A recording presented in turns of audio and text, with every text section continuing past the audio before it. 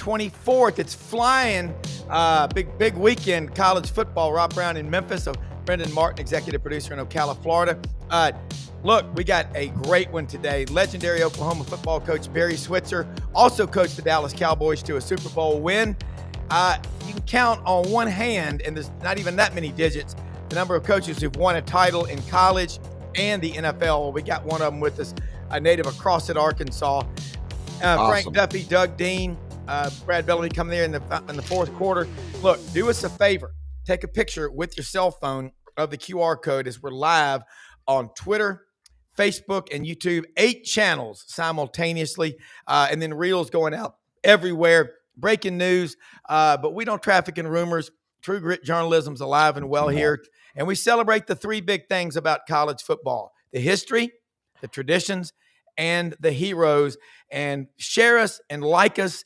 You have no idea what that means to us. But as we grow, we want you to grow with us. So let's go ahead and bring everybody in here and get started on this Friday edition of the College Football Roundtable.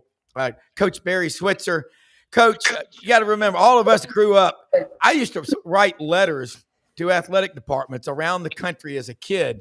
You always were one of the coaches. You would send out your media department, because I got to work in there when I was in high school at Auburn, but you would send out a letter, media guides, pictures with something inspirational. And your favorite quote that you ever gave, I love it, was "Too much is never enough," about hard work and success and all. And you're why we love college football, because of your energy and your passion. And it's an honor to have you on here. Welcome to Sidelines.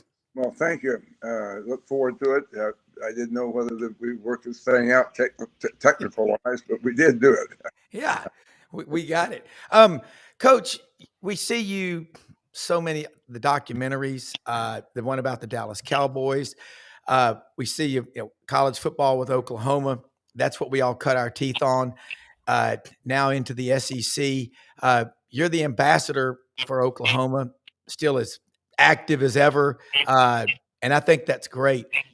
Another cool stat about Oklahoma, it's the only school in America to have 4 different football coaches win 100 or more games. And you're one of them. What does it mean to you to be able to represent Oklahoma, especially with the transition to the SEC? Well, first of all, I started my career in 1960. Frank Broyles was the coach at Arkansas. After I got out of service, I came back to Arkansas. I was going to go to law school. Frank called me in his office and said, "I want you to coach for me." And I said, "Coach, I'm going to go to law school." He said, "Well, if you don't like coaching, you go to law school next year, can't you?" And I looked at him and I said, "I guess I could." And he says, so I never went to law school.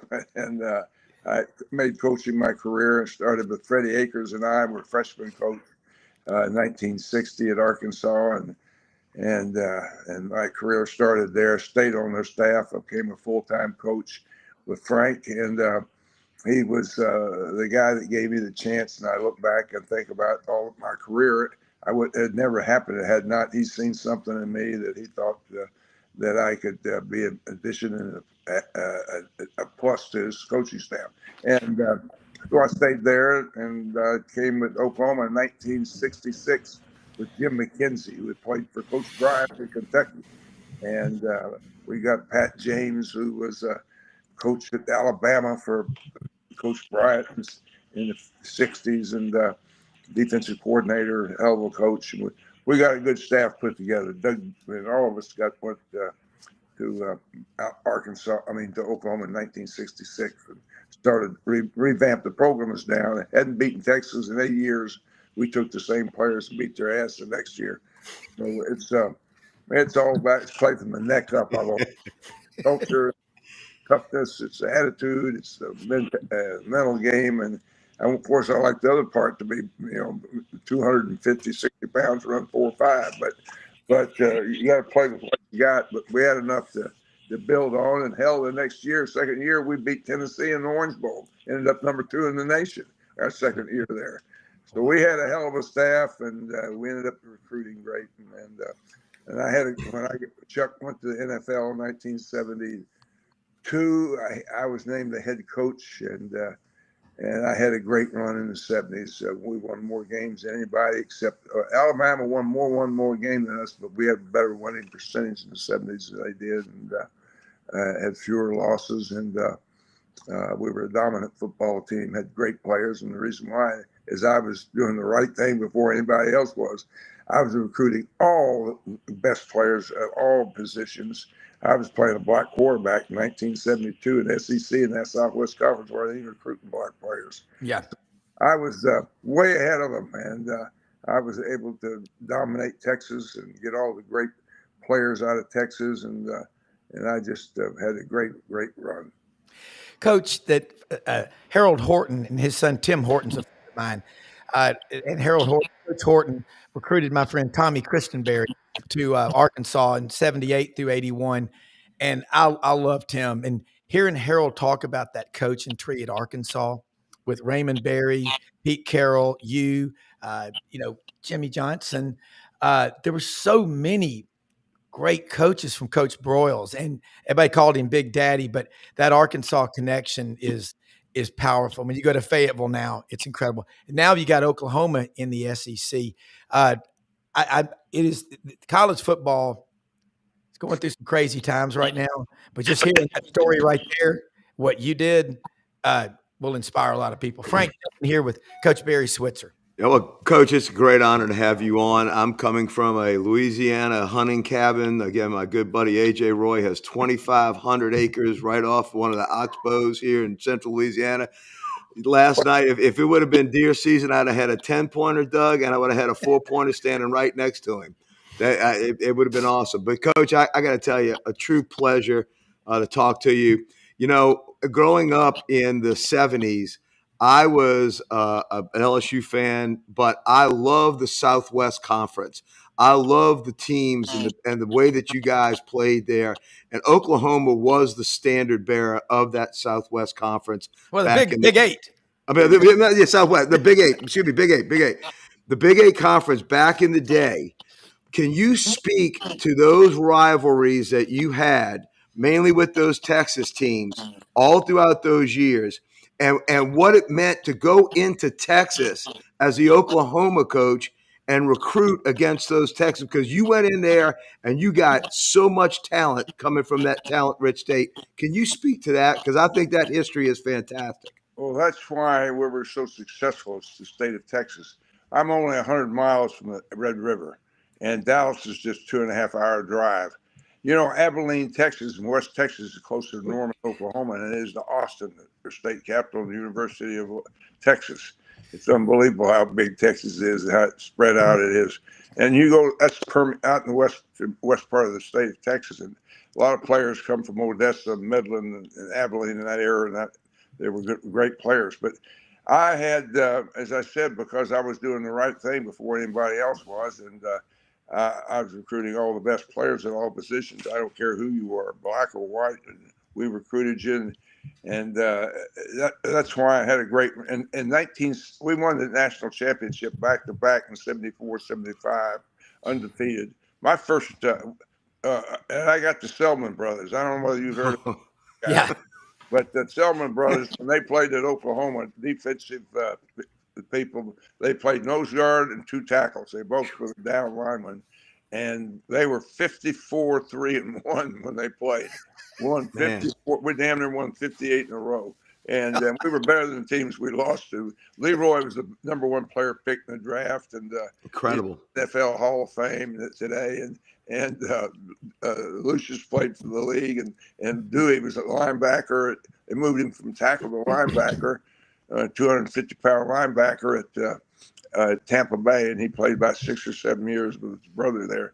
So they were dominant players, not just them, but we had so many great players that all played in the league. Had about 9 guys that started in the league, NFL, off that team in 74 and 75. So we were just so dominant, and it was because we had Texas players. When they had Dallas Times Herald, they used to pick, the Southwest Conference used to do a confidential poll of the best players in the state of Texas, and they would put it in the Dallas Times Herald. In 1975, they had 19 players that made the blue chip list. You had to get 5 votes or more. And Billy Sims and Kenny King both had 8 votes. They were the best 2 players in Texas. We signed 13 of the 19 players. Wow. We just raped the state of Texas. Yeah, you did. Yeah, you did. And boy, were No they had doubt. players for us. Billy won the Heisman, first player picked in the draft. And Kenny King played and started in the league. And David Overstreet was the 10th player picked in the draft. And little Joe Washington was the 4th player picked in the draft before Arthur. Yeah. We just had one player after another, great backs and damn good linemen, good defensive players. And Coach, every one of them was tough. Tough as a $3 steak. That was the thing about your teams. They were tough players. Yeah, we played back in. We had 200 players dressed out. We didn't have numbers. We went with colored jerseys. We went red and white team, orange, black, red. I mean, yellow jerseys, and it's because we had so many. But we could take 50 a year back in. Yeah. The league was called stockpiling, Coach. That was stockpiling. We had so many players here. It was unbelievable, and they all stayed. I always told them that you stay, you'll play, and they did, and we redshirted so many of them. But we ended up, in 1972, we went to the 30 limit under the NCAA, and that's freshmen became eligible, and we obviously had to cut back on the number of players we had, but we still got the best players. Yeah, Doug. Coach, again, like Frank said, always an honor to talk to a legend like Coach Switzer. It's always in these days of we're having to talk too much about NIL and portals and things that don't have anything to do with play on the field. So it's better to go historical than hysterical, if you will. I think our listeners, especially those who depend on YouTube to understand my question and what you're going to talk about, would love to hear your take, your memories of the great Jack Mildren, godfather of the wishbone. And I know that you were offensive coordinator when that whole shift to the bone exploded. But talk about what Mildren had in his intelligence, his quickness, ability to learn that, operating that wishbone at such a high level, and what your best memories, especially that magical 71 season.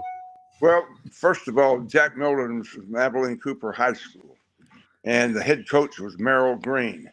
Merrill Green coached with me at Arkansas. He was on the staff at Arkansas. So that gave me a pretty good start right there. And we had so many alumni out in that area, in Abilene especially. And I mentioned a minute ago, Abilene's closer to Norman, Oklahoma than it is to Austin, Texas. And so Jack Mildren was the number 1 player in the state of Texas. We couldn't have gone to the wishbone. We had Jack. Jack was a hurdler in track. Jack was about a 4'5" guy, a white dude. He could run really fast. Just a good, and then he could throw the football. And he was, we couldn't have gone to the wishbone had we not him. We set a record with Jack in 1971. We averaged rushing for 473 yards a game for 11 games. Now, no one's going to break that record because no one runs the ball as much anymore. But track meet every week, we go out there and put 400, 500, 600, 700 yards on people.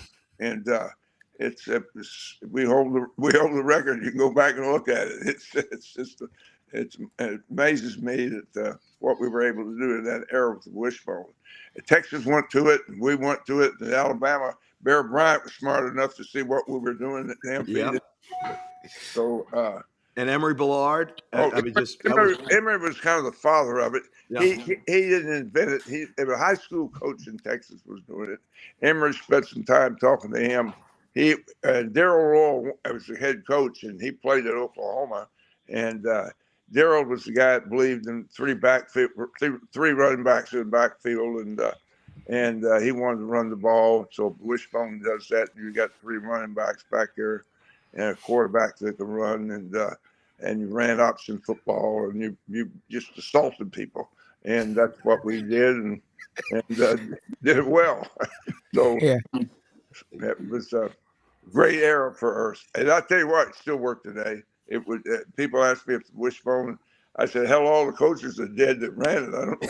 Probably don't all Hell yeah. but it would work today without a doubt. And Yeah, coach, Chuck. you thought you were getting a picnic if you would get the fullback to hand the ball and he'd run you over for 10 yards. Yeah, I remember we were playing Chuck one day up at Chuck had been in New England, but he took the Colorado job, and this is I forgot what year it was. I think it was the early '80s. We're playing Chuck up there, and he's on the other side, and Chuck and I've been together at Oklahoma for years and years, and I'd followed Chuck as a head coach, and the score was 82 to about 30 or something like that when we were leading, and had Chuck sent a coach down to our coaching staff's room, and Blake Galen Hall was my offensive coordinator. They knocked on the door, and the coach stepped in and he said, Coach Fairbanks told Coach Switzer to just hand the ball to fullback from now on the rest of the game. I got the message in my headset, and I waved across the field at Chuck. I said, I got the message. And he still got another 100 yards. Yeah, look, hell, it still got tackled. Our kids weren't going to quit trying. You call his play, and we will still block it, and he's going to run with it. But anyway, it was a record at one time, 82 to 42, I think, something like that. Wow. Coach, sorry if I walked on you, Coach. I've thought about this question as a way for you to tell our viewers about Barry Switzer internally. Like, who would you want to be? And here's the question. Have some fun with it. If you're cast in a old Western and you get your choice, you want to be wearing the black hat, the outlaw group, or do you want to wear the white hat, the posse that's chasing down the bad guys, Coach? Well, I tell you what, I don't want to be the outlaw. People painted me as the outlaw back in that day, especially the Southwest Conference coaches. When you lose players and you recruit like I did back then, they said, well, they're cheating, they're doing this and that. I said, bullshit. I'm getting players because we win here at Oklahoma. I recruit Texas out of there. I think they ought to have a chance to win national championships, so that's why I recruit Texas so hard. So I got so many damn players up here. We won championships every year. We went to the Orange Bowl was 4 consecutive years.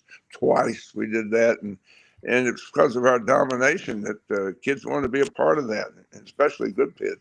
I told Billy Sims, I walk into the locker room at Colorado. We're leading 28-0 at the half. This is 1974. Joe Washington's got 198 yards already. They had made 3 first downs against the Selmans. And I walk into the half, say, great job offense, hey, defense, keep it up. And I went over a payphone on the wall. And I picked the payphone up and I put a nickel in it, and I called the operator and I said, charge it to my phone in Norman, Oklahoma, which you could do back in those days. And I called Billy Sims at Conoco Service Station, CJ's Conoco Service Station in Hook Station on I-30 because he worked there. I talked to him the entire 20 minutes, telling Billy about how we'll surround him with great talent. No one down there can put enough talent around you to help you win the Heisman Trophy. We can do it at Oklahoma. I sold Billy. Billy knew I couldn't be talking to anybody else because the referee come up and tapped me on the shoulder and said, Coach, we're going to start the game in 5 minutes. You better get the damn team back out there. So I hung up Billy. I said, Billy, we get back at home tonight. I'll call you after we finish this ass kicking up here today. And Billy knew I couldn't be talking to anybody else but him. And Billy knew if he came to Oklahoma, I would surround him with enough talent that he could win the Heisman. He should have won 2. He won it his junior year. He should have won it his senior year. Coach, the saying, they hate us because they ain't us, right, Coach? Yeah, that's right. And Coach, that was a tailback that was worth standing on the phone for, even if you missed the second half kick. Oh yeah, I want to sit them out there by themselves. We've been all right. Keep talking to Billy. Hey, Coach, can I ask you one quick question real quick? The passion of college football, in my opinion, is those blood rivalries that you have with that team from either outside your conference or in your conference. And the 2 Oklahoma rivalries that literally are anchored in my memory are the rivalries that you had not only with the University of Texas and the Red River Shootout. They can call it a rivalry. It's a shootout. And that rivalry that you had with Tom Osborne and Nebraska. Can you speak to those two iconic rivalries? Well, as we look today at football, we know who, Ohio State and those teams like that are dominant. Saban was dominant in that era. But in my era, we were the dominant teams. Nebraska and Oklahoma were 1 or 2 every year. When we play in the last game of the year around Thanksgiving, Oklahoma and Nebraska were usually ranked number 1 or 2 in the country. Both of us undefeated, got great stats on our team, but yet we really dominated Nebraska. My record against Tom Osborne, I was 12-5. I mean, I whipped his ass 12 times. He only got me 5. And, I love it. But but you go rank all these coaches. Let people go rank them and all. They put my ass. Hell, they wouldn't let me in the college football Hall of Fame for about 12 years. They were mad at you, coach. When I retired from coaching, I had the best record in college football, and I had to wait about 12 years because they gave me the black hat. And it's all because I was kicking their ass so much and I was a young guy, and we were cocky, 30 years old and doing this, and all those old guys, Woody Hayes, John McKay, and Darrell Royal, all those guys are, bad mouthing me and all that, and saying I'm cheating them buying players and all that bullshit. But it was just because I was a hell of a recruiter. I beat their ass recruiting, and I was doing the right thing before they were. And everybody knew it. And you broke the color barrier, which I think was the most crucial thing. Without doubt. It's because of the way I was raised. I was raised that way. My daddy was a bootlegger in South Arkansas. I lived way out in the country, and I grew up with black children, and my daddy had 4 or 5 black bootleggers for me in the quarters. The town was about 60. Back then, it was about 60-40. Mill town, sawmill, paper mill. It was, those guys were working in the woods, cutting down pine trees, hauling them out, flatbed trailers with mules and all that. It was a tough life, but I grew up in that, and I had a lot of great friends. It was back, a black guy back in that era in the 40s and 50s had no justice or credit. He couldn't walk into a car agency and buy a car unless my daddy walked in there and sell this guy a car. And that's what it took. My dad would walk in there and sell this guy a car because he knew, and they all knew that the daddy knew these guys, and they borrowed money from him. They bought whiskey from him, and did all these, this stuff. I had that relationship with all those guys. I grew up with that, and I knew there was no differences, and I just. We're all in this together. I was comfortable, and I was, the key in recruiting, most coaches would go into a home, and you got to make yourself comfortable in someone else's home, and I could, and I could walk into a home and make them feel comfortable in their own home. Because they placed us way up here, and I couldn't raise them. I had to go down where they were, and I lived there. I knew that. And like Danny Ford once said in a wonderful Touchdown Club of Atlanta luncheon, if they give you a pig knuckle sandwich, you got to eat it. That's right. In that house. Yeah. Damn right. Damn right you do. And I liked it. I like cornbread and collard greens and all that. Crackling bread is what I really love. Yeah, you're right. It's a lost art. I got a crackling store right 200 yards from us where we are right now. And by the way, Coach, if you grew up in a paper mill town, you'll remember that smell for the rest of your life, won't you? Oh, my God. I think about so many people that got cancer from that damn crap. I mean, they're running those chemicals to a damn freshwater creek, and all it was just turning it into a damn cesspool. And it was a terrible. And they've had, of course, APA's changed all that today. But my era, it was just dumped into the damn creeks. Yeah. Ran down hell about 300 yards behind my house. I was way out in the country in a shotgun house, built up on stumps. People asked me why that. And I said, hell, the hogs and chickens and the copperheads had to have a place to live. So that's why. Well, Coach.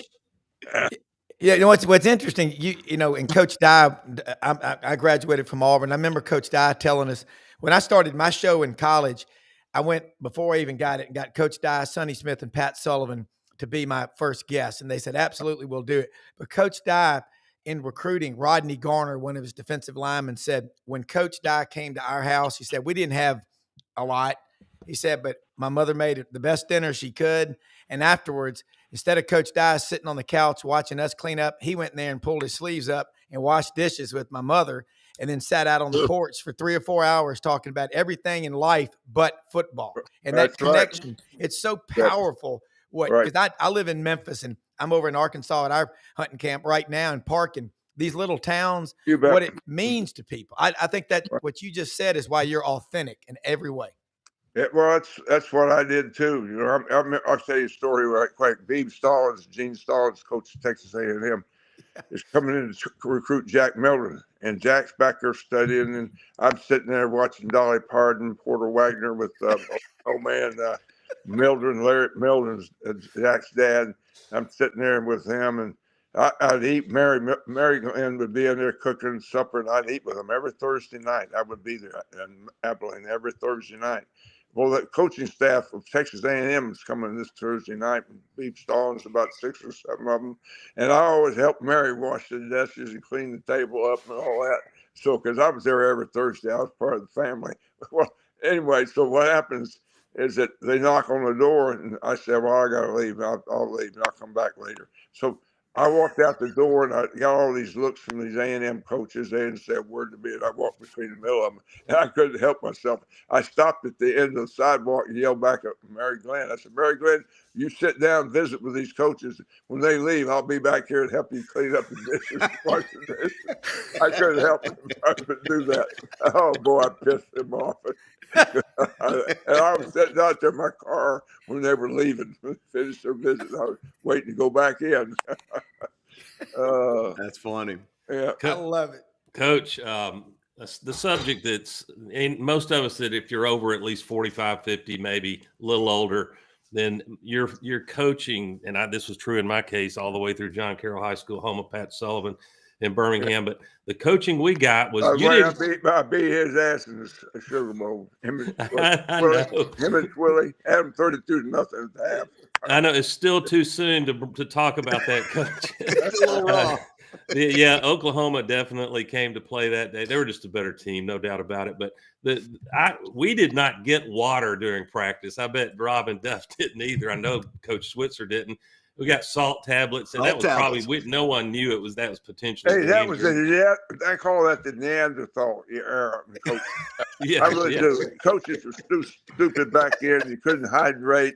We had to duck walk 100 yards, and I always asked, "What the hell has this got to do with football?" Oh, we cramp up our damn thighs and legs. But on a crab where you have to lean back in a crab, who the hell am I tackling like that? Head on tackling, not discourage kids, hurt kids. It was stupid as hell.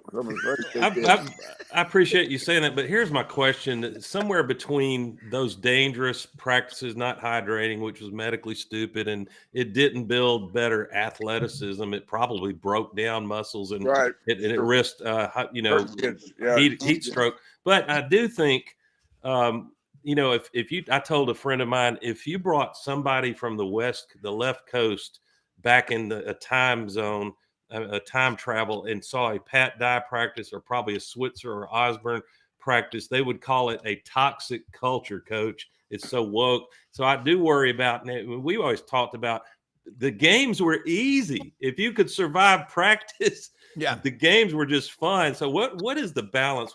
How should coaches coach tough enough now, but it still be within the guardrails of player safety, Coach? Well, first of all, back in that era, let's go back to the Neanderthal era. Remember, we wouldn't even let you lift weights because they make you muscle bound and you lose your quickness and all that. How stupid was that? But we had no weight and strength programs back in that era.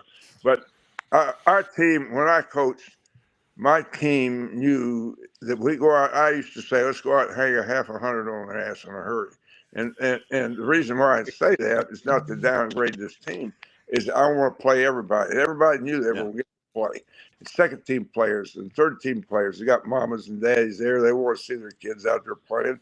And we got so much great effort out of second and third team players to prepare the first team to play, is because they knew they got to play on Saturday. And if we hung a half 100 on people, I cleared the bench. I played everybody. And Joe Washington said, Coach, I would have had, he still holds the school record over close to 5,000 yards. And he says, Coach, I had 8,000 yards if you let me play 4 quarters, but I only played 2 quarters. And I said, but Joe, we have 40 or 50 nothing to half. So hell, I'm going to play everybody. Those kids worked their ass off for us. It was for that second string guard that was having to go up against Leroy Selman every Tuesday, Wednesday, and Thursday. Yeah. That poor guy had to get in. I bet Spurrier's a man after your heart running it up, Coach. Yeah. Coach, I was watching, I think it was the 100-year anniversary, but it was a documentary about Oklahoma football. And you're there with all your former players.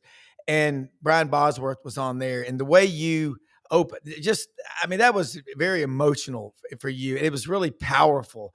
And Brian Bosworth, man, we all remember what a badass. And the way you brought him back into the Oklahoma family, you're a very forgiving person, because like you say, none of us are perfect, but I thought talk about that. That was powerful. I've got Brian this weekend. He's going to be with me this weekend. He's coming in for this game.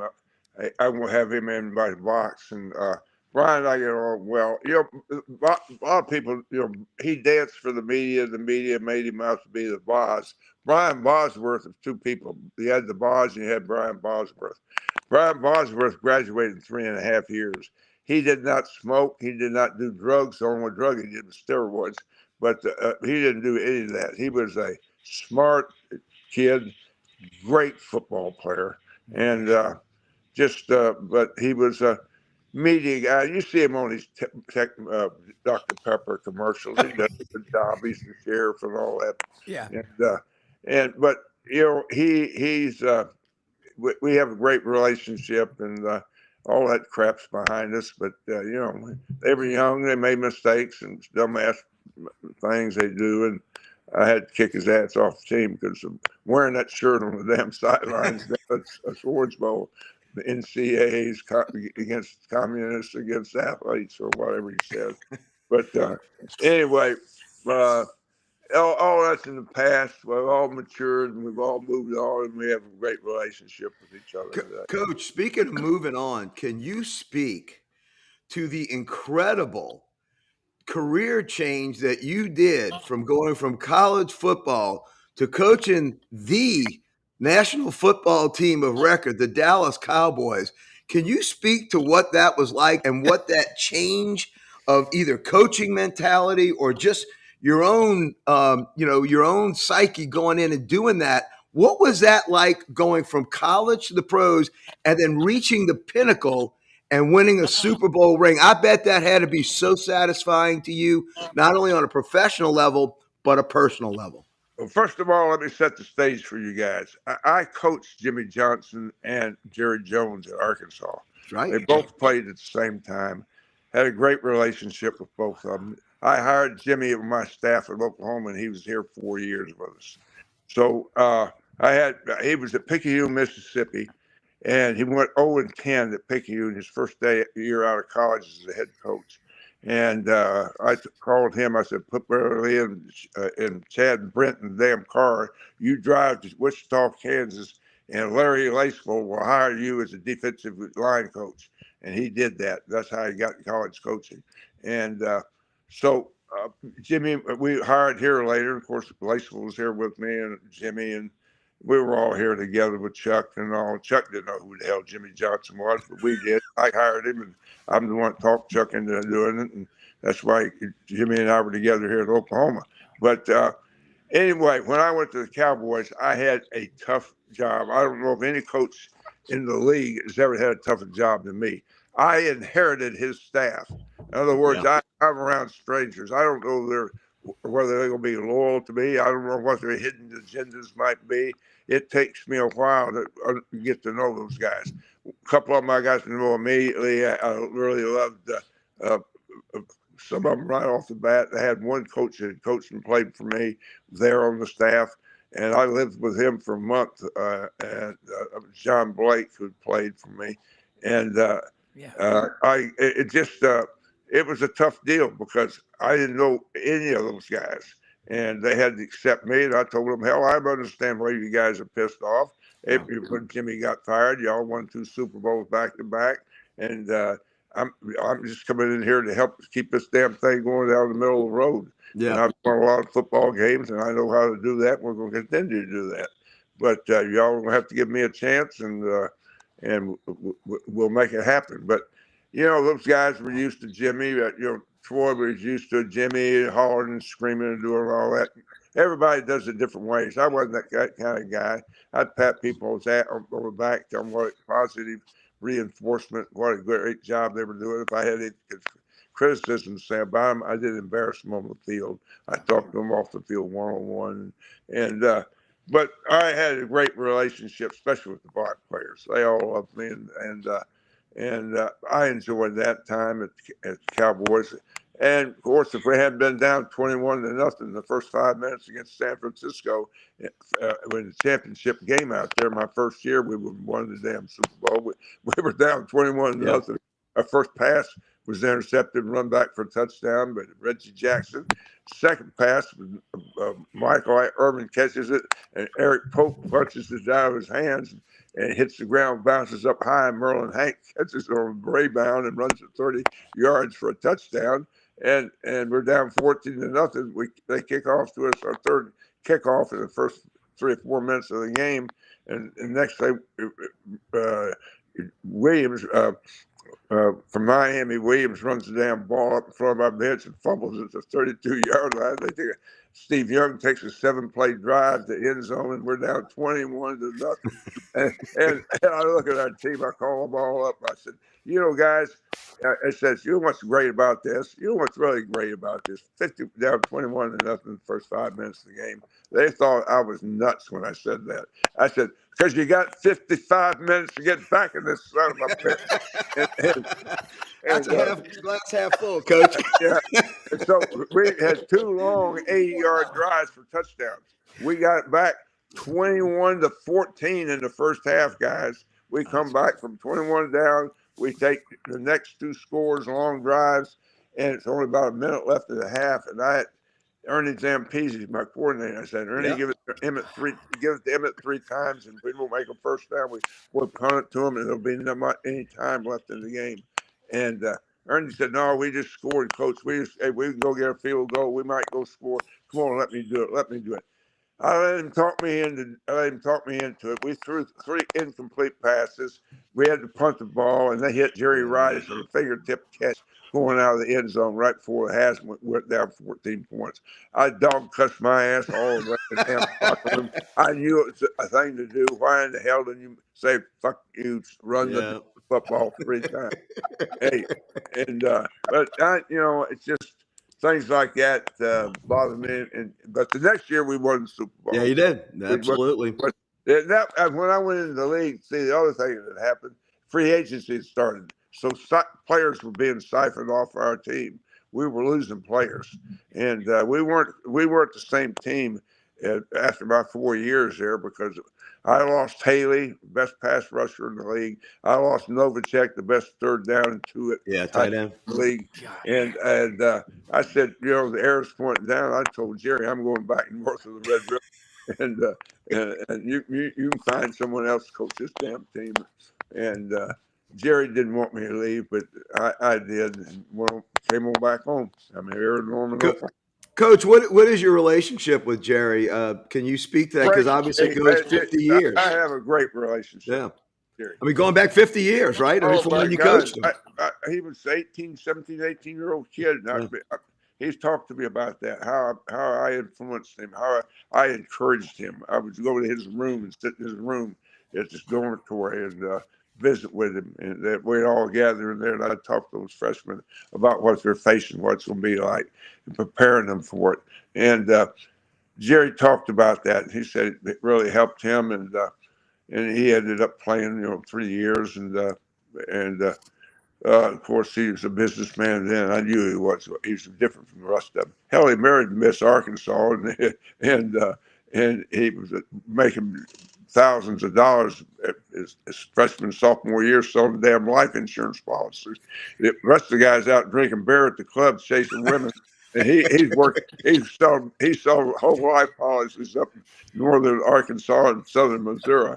If I'd had Mrs. Arkansas, I wouldn't have been chasing women and drinking beer either. I'd have been at home too.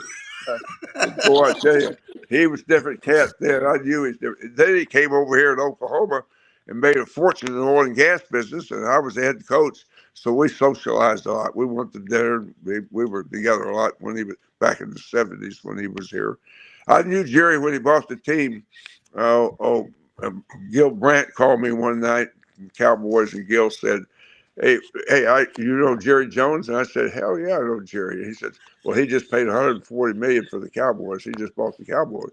I said, Gil, if I were you, I'd start looking for another job because he's going to cut it to the bone. He's going to fire every one of your ass. And he did. And Tex Ram ain't going to have an open checkbook, but sign merchant's checkbook anymore. It's over with. Because he's losing $1 million a month, and he's going to cut that sum to the bone, and he did. But Jerry changed the league. He realized this is a business. It's not a game. It's a business. And Jerry, built it from $140 million to a $10 billion franchise. And the league would go with Budweiser, and he'd go with Miller Coolers. They go with Coca-Cola. He'd go with Pepsi-Cola. Coach, he's still doing it with the halftime show thing. He's standing on principle. I think that's just so admirable. Really he's just smarter than the rest of those bastards. The rest of those guys were wealthy. They had other empires to run, and they just bought the damn club and had someone else run it. Jerry Jones paid his money, and Jerry wanted to be. That was his business for the Dallas Cowboys. Yeah. And he never he gets a bad rap. Jerry never called in them play. He never what he was in meetings. He could come back there and sit and watch film with us. But I told Jerry, hey, you leave the damn coaching and the game planning to us, and don't say a damn word about it. He said I would not get involved in it. He never did. He never told us what to do. He never told us who to draft, whatever. He wasn't that way. But he was back there when the camera went on. He picked up the phone. The red light went on the camera, and we were live. Jerry was acting. He was. Hell, everybody's a damn actor. Most of so much is all actors if they know they got the camera. But anyway, that was a good trip. I liked it. I had my run. I won the Super Bowl and got my ass out of there. Coach, a staple. You know where I'm going with this. A staple of entertainment in college football these days, seemingly every week, is a controversial comment from one Lane Kiffin. And he had, and you can talk about the Sooners who are in position to have a great year. Congrats to Venables and that staff. But Kiffin said that Oklahoma's defense may be doing so well because they're figuring out opponent's signals, which I think, if you know Lane Kiffin, that was actually a dig at Hugh Freeze, and Auburn people appreciate that, if you know what I mean. Yeah. But talk about that part of coaching is to look for tendencies, and if you see something that looks like we know this signal means an RPO versus a straight run play, that's just football, as opposed to what Michigan got sanctioned for, Coach. Well, in my era, I sent plays in with wide receivers. I had two receivers that carried the ball plays in. We didn't signal, and we did have some signals, but for defense. But for offense, we always sent it in with a receiver. But it's part of the game. If you guys are going to get over and signal things, and we watch you and figure it out, that's just part of the damn game. And you need to have 2 or 3 guys over signaling. You don't know which one's live. You change them all the time, so. It's you don't look at one guy and just let him be the guy that's signaling, and it's got to be a different guy every other time. Yeah. But anyway, it's part of the game, and I don't give a damn. What they do, I was going to run the damn ball. Coach, I know we're about to wrap up, and thank you so much for staying on with us. And Ivan Mazel was on with us last week, and he wrote Yeah. I bought a copy of his book he just published about Frank Leahy, and I Right. think about Bud Wilkinson. I think about you.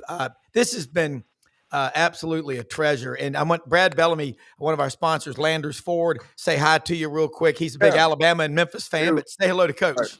You bet. Hey, Coach Switzer, man, it's an honor to be on the call with you guys today. This is a pleasant surprise, Rob, when I popped in. You never know. Actually, one of your OU buddies is a great customer of ours, John Cooperstein. Yeah. John's in Memphis. Lives in Memphis.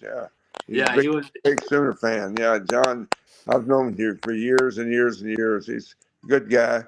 And hell, he used to sell televisions, I think. And I bought a big ass television from him. And but yeah, he's a good guy. Tell him hello for me.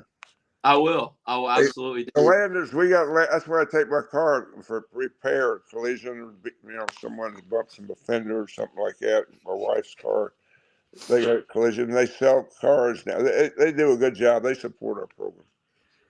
Well, it's awesome. Coach, listen, thank you so much. I tell you what, your memory is incredible. I don't know. You should be doing one of those commercials for one of the, I mean, I tell you, your knowledge and your ability to recall. I'm 88 years old, guys. Most 88 years old are they either dead or they got dementia and they're in the hospice or a damn home. Yeah, at least I can drive, get up, move around, still remember. I'm fortunate. I'm just and damn you were lucky awesome. that I can do what you were I awesome do in that documentary today. too. Yeah, fantastic. I'm in double overtime. I always said, "Hey, is he still there?" Yeah, you guys hear me? Yes, sir. We can hear you, brother. Thanks, I don't think Coach. y'all can hear me. Yeah, we can hear you. Well, yeah, and Coach, we can hear Anyway, you, but I'll I let don't know what listen. the hell to do. Yeah, you're still there. We can still hear you. But Coach, thank you so much for sharing your time with us about the history, the traditions, and the heroes of college football, Coach Barry Switzer, and look forward Hey, guys, to your I lost 90th you. birthday. We got you. We can hear you. But I mean, That was awesome. yeah, that was really incredible. his memory at 88. Yeah. What are those memory things? He was remembering. I thought I was an idiot savant. My dad always says, but I mean, he's a brilliant. I mean, he can remember a payphone conversation he had with Billy Sims for 20 minutes at halftime. I'm like, wow, that was great. Brad, there's a lot happening right now. Everybody's got to get a car or a truck or an SUV. It ain't the doing in life that's so bad, it's the dreading. Somebody says, hey, man, I want to go look at new vehicles. I've got a 5-year-old F-150 I want to trade in. They go ask for Brad Bellamy in that beautiful showroom at Poplar and Houston Levy. Take them from there. Man, it's a perfect time too, Rob. We got extra rebates from Ford, and we got 3.9 for 72 months. So we got a lot of folks out there that like to pay cash for vehicles. Right now, you can save some of that cash, keep it in the bank, and make some extra interest money on it, 0.9% for 36 months. So those are great times for us to have folks come in that have saved up and like to have no car payment. So the 0.9 gives us an opportunity to tell them about, hey, keep your money in the bank and let Uncle Sam or your bank account pay you a little bit more, and then only do the 0.9. So we got that going. We got X-Plan pricing on Expeditions and Explorers. Rob, the other big thing, we the EV program continues to be strong. One of the things that Ford's had is this Power Promise program where you can get standard installation and a charger. But in lieu of that, they've added a $2,000 rebate. So for folks that already have a charger or have a setup that they don't need one, we got 0 for 72 months on Lightnings and F-150 and Mach-E's, plus 0 for 72, plus rebate.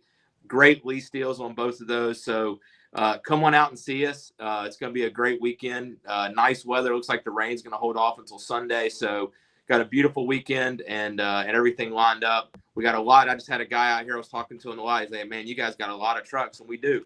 We got the gamut from STX all the way to Platinum, King Ranch, Lariat, XLT. So come out and see us this weekend. It starts today. So make it out. And just a reminder to all your listeners, $500 off for anybody that mentions they listen to SEC Sideline. So new car, used car, whatever price we got, we'll take $500 more off of it to take care of folks that pay attention to the program. That's right, paying attention. And also just getting out there and getting in a new vehicle. And those Broncos, I see them all over the place. They're fantastic, man. Thank you, Frank. I know we're all looking at these games this weekend in the SEC, and during the week we talk so much about these matchups, but kind of running down the list, Alabama is at South Carolina, Auburn's at Arkansas, Kentucky hosts Tennessee, A&M goes to Baton Rouge, Ole Miss is at Oklahoma, Mississippi State hosts Texas. But the center of the universe for college football, ESPN Game Day, will be in Nashville, Missouri at Vanderbilt, 2 top 15 teams, and Vanderbilt is in the top 10. What last week, that LSU game, first time since 1978, LSU is a favorite in an SEC game, and they came through. Vanderbilt did. Vanderbilt was favorite. Our defense played so poorly because we didn't keep contain. And we saw how well we did against Lenore Sellers the week before. We kept contained. He had 16 carries for 20 yards. We totally forgot that against Pavia. He ran us to death. I think Vanderbilt obviously is this year's darling story.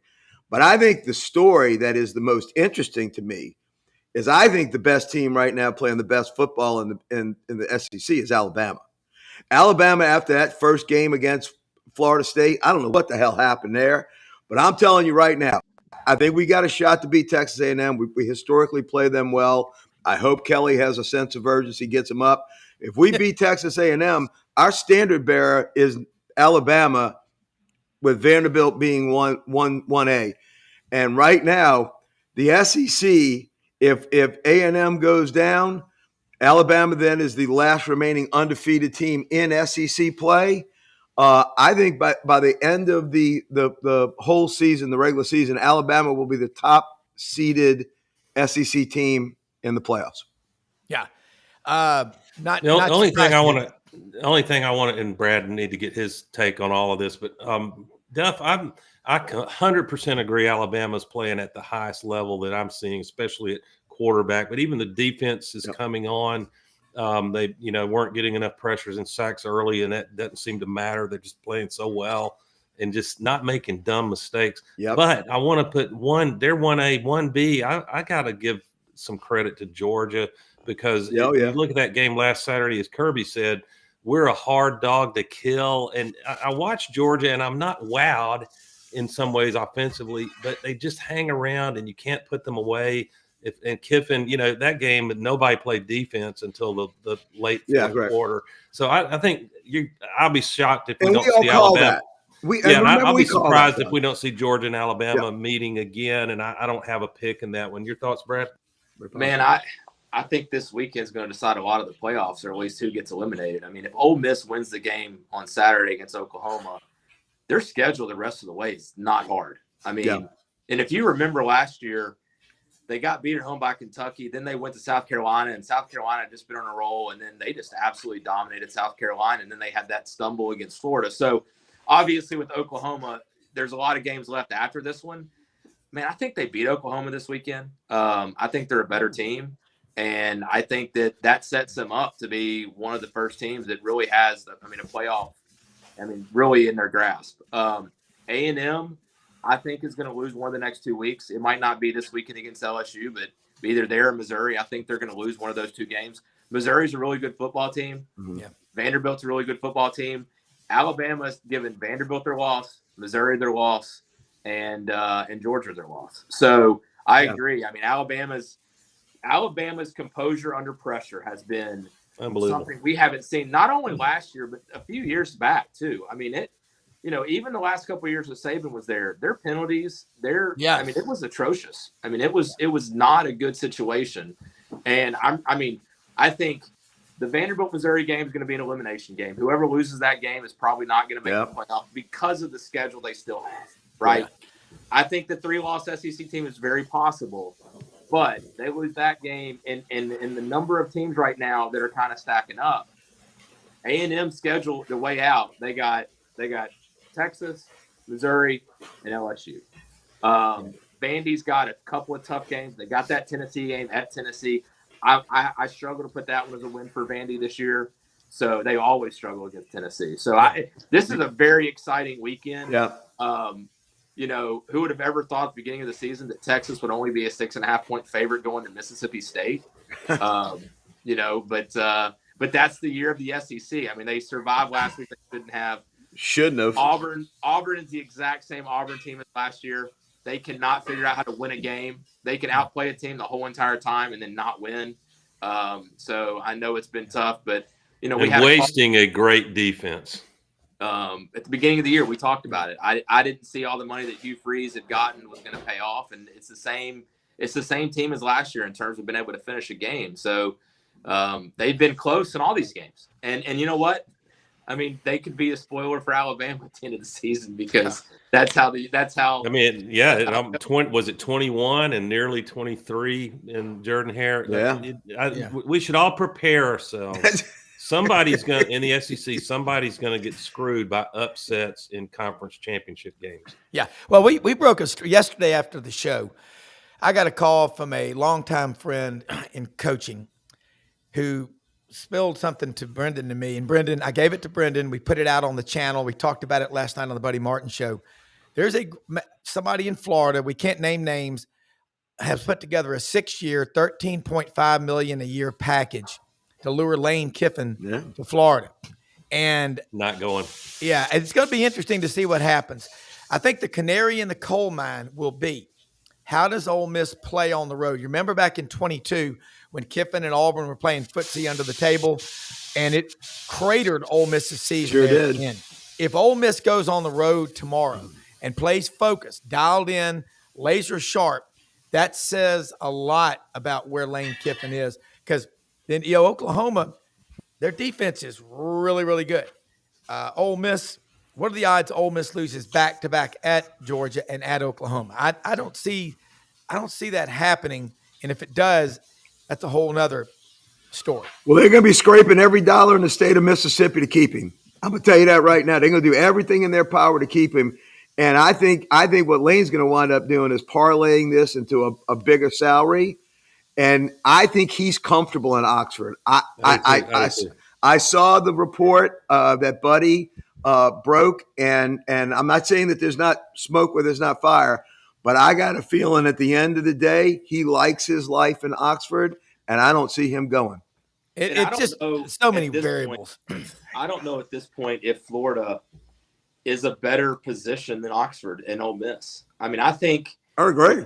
When you look at the national perspective of which school's a better school to go to, which one's a part, like the draw to Ole Miss, the number of people I know in Michigan that had kids that wanted to tour Ole Miss. I mean, Alabama, Ole Miss, Tennessee are getting a ton of folks. And I don't think Florida is the same. I mean, they've won the national championships.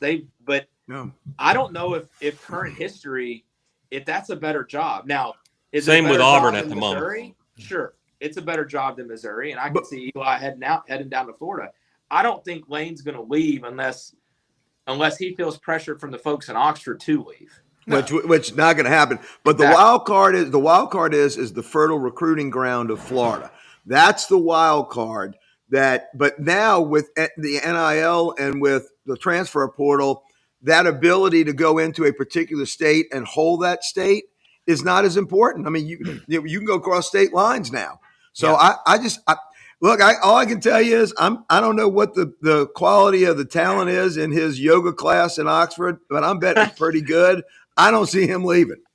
Well, and the wild thing is, University of Florida is like maybe one of the top 5 or 6 public universities in America. Academically, it's very good. The problem they're having is they've got so many out-of-state people coming in. I mean, you've got so many Florida legacies being denied. Yep. And Alabama and all these schools that are bringing in all these kids from all over the country are likely going to rue the day that they did that, because you've got places like Auburn that have more kids from the state of Alabama on campus than Alabama does. And Alabama's at over 40,000 and Auburn's at just under 26, 31 with grad students. Be very careful of that. These are state universities. You don't want to give up your culture. But listen, that Florida, the thing about Lane is I don't think it's about money anymore. It's about other things. Yeah. Doug, You know, I'll sound like an old guy yelling at the clouds. Go ahead. With this, but I do feel for programs that they're vying for a spot in the 12-team playoff. Yeah. And through no fault of theirs, you get all the cool kids have to fire their damn coach mid-season. Yeah. Well, we're scared if he starts winning, we'll have to keep. No, you don't. When did you give up decision making on that? And so it is what it is. And they were always back channel word. If like John Summerall right now, imagine how he must feel. Yeah. He's got a shot at making it. So does the Memphis coach, I guess. Sure does. UAB shocking Memphis. Yeah. Goodness The gracious. Bones, the battle of the Bones. Shout out to Trent Dilfer.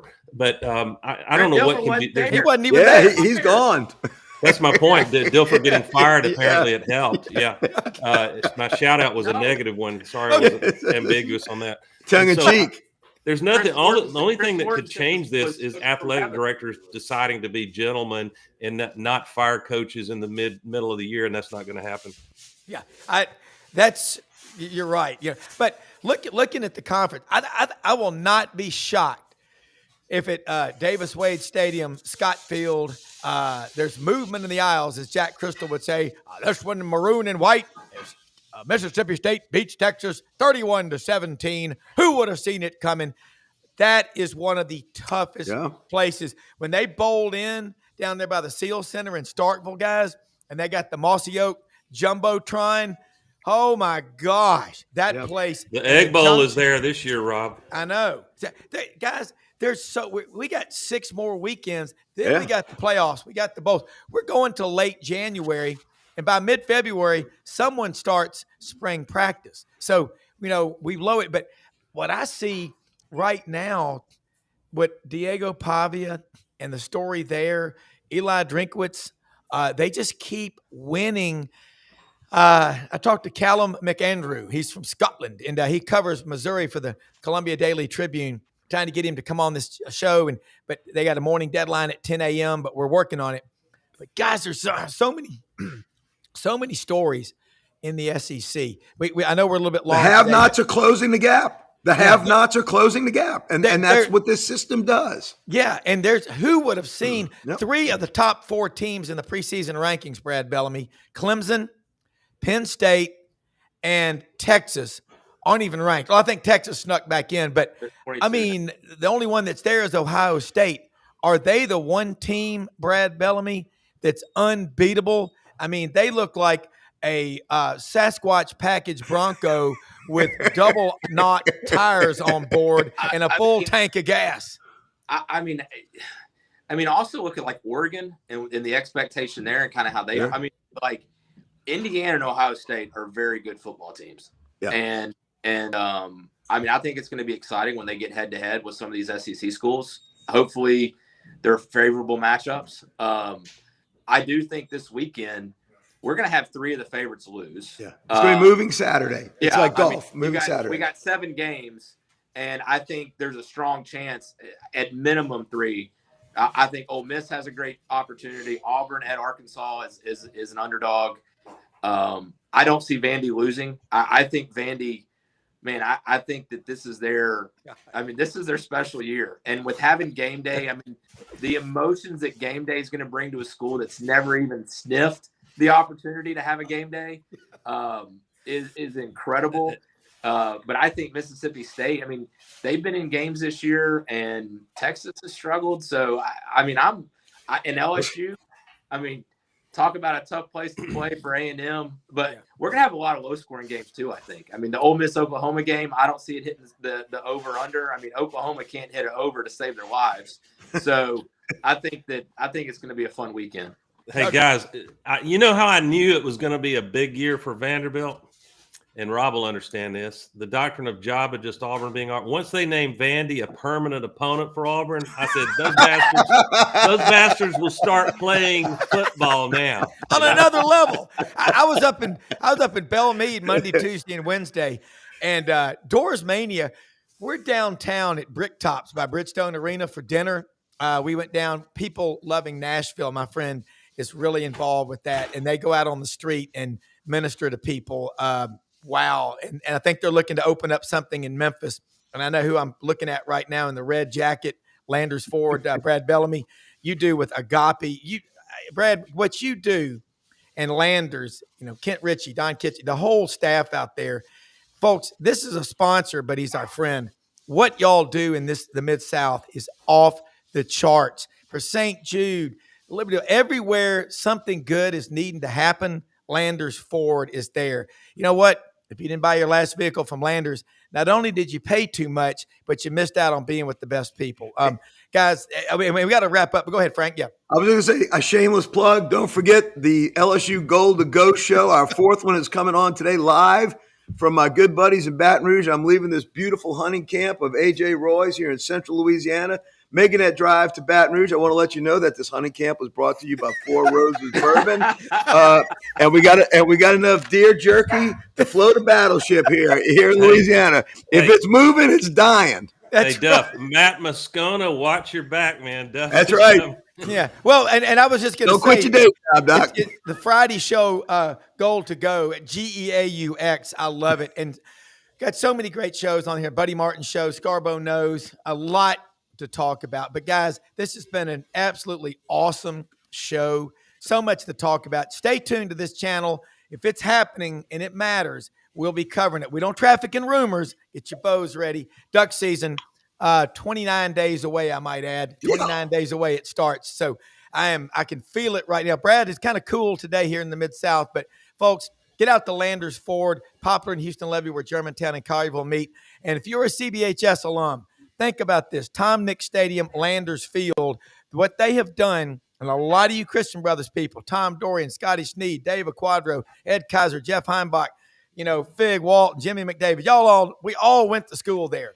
Do your business with Landers. Christian Brothers, we're going to be spreading Joe Douglas's ashes at our fraternity house today on LSU's campus. For all the Christian brothers who know Joe Douglas, I know you know him, Rob. We all graduated with him. His ashes will be spread at our fraternity house on LSU's campus today. Now that is the SEC. It just means more. Hey, guys, thank y'all so much. Let me wrap up with something about sponsors, and we'll see you next week. What an honor.